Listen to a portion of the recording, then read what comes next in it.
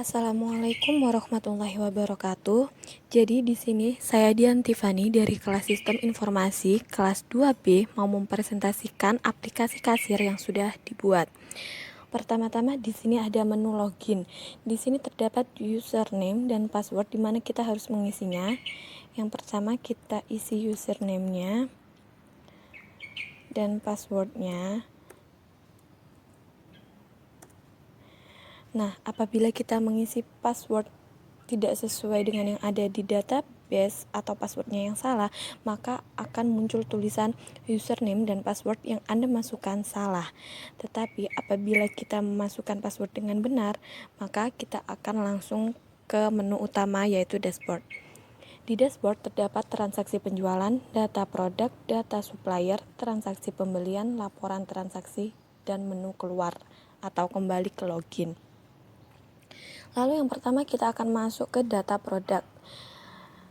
Dalam data produk di sini terdapat button cari, edit, delete, kembali, dan tambah produk.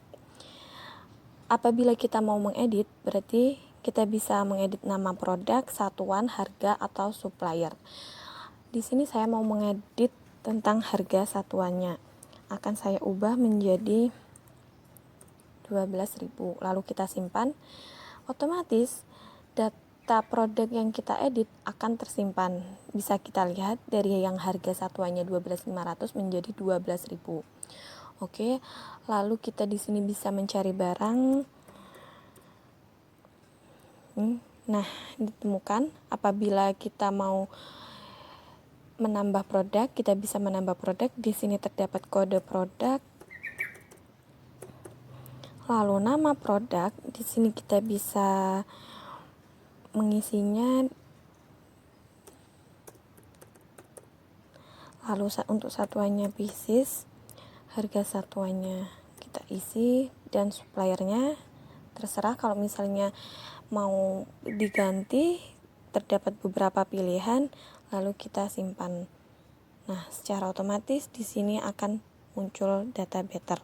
Apabila kita mau menghapusnya, tinggal klik delete saja, sudah terhapus. Lalu kalau misalkan mau ke data supplier, kita bisa masuk ke data supplier dengan mengkliknya. Sama seperti data produk, di sini kita bisa mencarinya. Contohnya kita mencari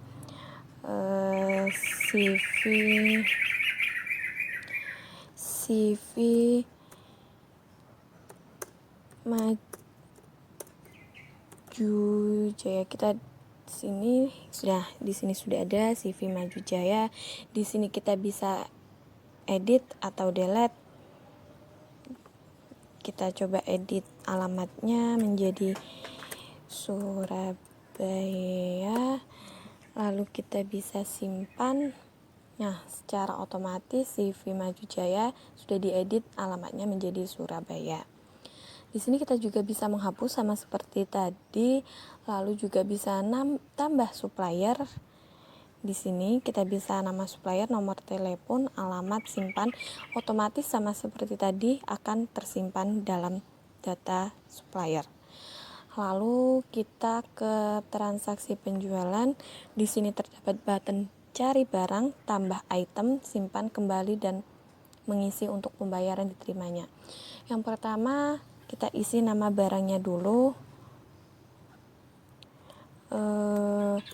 Kita coba isi Nivea, kita cari barang. Nah, di sini ada, kita tinggal klik pilih. Lalu kita masukkan kuantitinya, misalkan 4. Nah, di sini sudah ada jumlah kuantitinya. Ini harga barangnya, totalnya, dan di sini disertakan PPN. Lalu total bayarnya juga. Total bayarnya 52.800. Lalu kita masukkan pembayaran terimanya berapa. Lalu kita simpan. Nah, secara otomatis akan keluar kembaliannya, dan kemudian tekan tombol selesai untuk menyimpan transaksinya. Ini akan otomatis tersimpan di database. Sama seperti transaksi penjualan, transaksi pembelian juga mirip, tetapi di sini terdapat supplier yang mana kita harus menyesuaikan nama barangnya sama supplier yang sudah diisi sebelumnya. Jadi produk yang sudah ada di data produk itu terdapat supplier. Nah, di transaksi pembelian ini kita harus mengisi nama barangnya sesuai suppliernya. Misalnya di CV Bakti Jaya Abadi itu ada Kitela. Nah, kita cari. Lalu di sini ada Kitela. Kita pilih coba. Lalu kuantitinya kita masukkan 6. Nah, otomatis di sini ada item hapus. Kalau misalnya mau menghapus, lalu kita simpan dan secara otomatis akan tersimpan di database-nya. Nah, lalu kita bisa masuk ke menu laporan transaksi. Di sini kita bisa melihat laporan dari tanggal berapa sampai tanggal berapa. Contohnya di sini kita ingin melihat laporan dari tanggal 2 sampai tanggal 3 Mei. Lalu kita tampilkan secara otomatis, maka aplikasi akan menampilkan laporan transaksi dari tanggal 2 sampai tanggal 3. Di sini kita bisa melihat detailnya apa aja datanya pada tanggal 2, yaitu ada Citos, Kitela, Piatos, dan Oishi. Begitu juga di penjualan juga begitu, akan menampilkan data dari tanggal 2 sampai tanggal 3. Kita bisa lihat detail dan hapus. Lalu sekian dari presentasi saya. Apabila terdapat salah kata mohon dimaafkan. Wassalamualaikum warahmatullahi wabarakatuh.